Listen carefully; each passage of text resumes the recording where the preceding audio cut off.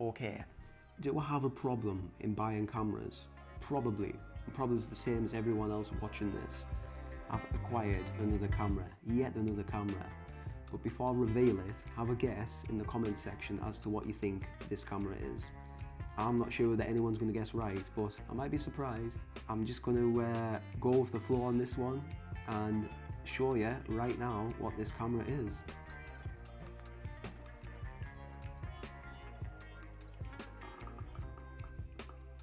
Did you guess that right? The Canon R50.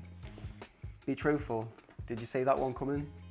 Well, I think you know what this camera's for. It's obviously for the channel. It's for the video creation side of things. I haven't bought this as a photography camera, although I will be testing it out for that type of stuff because there's a pretty awesome autofocus system that lives inside this camera, which has come down, being like sort of downgraded from the R3 I think and the R6 Mark II on the Canon side of things. So yeah, let's take a look inside the box.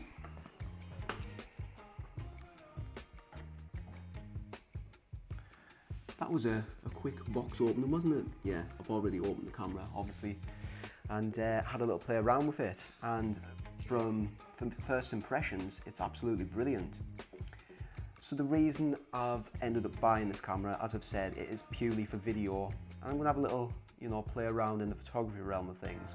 But what I have been using was my partner's, Hannah's M100, Canon M100, which is a great little camera, and that's, served me well for the past 2 years here on YouTube.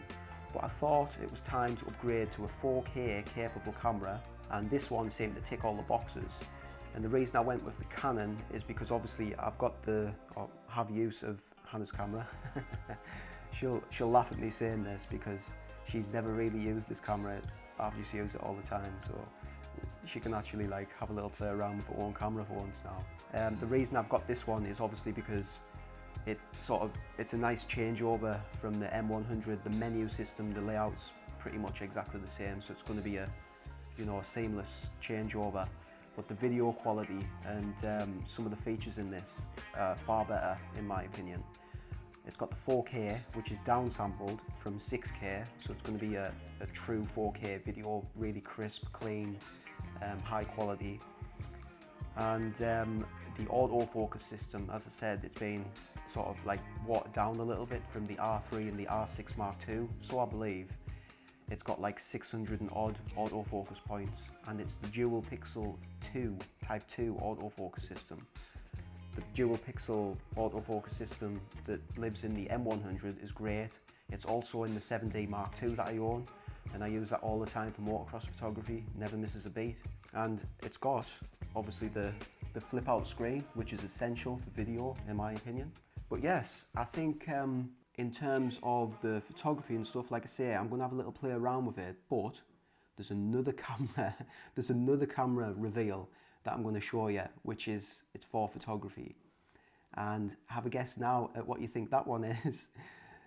It's going to be up here. Click on that video, and as always, thanks for watching.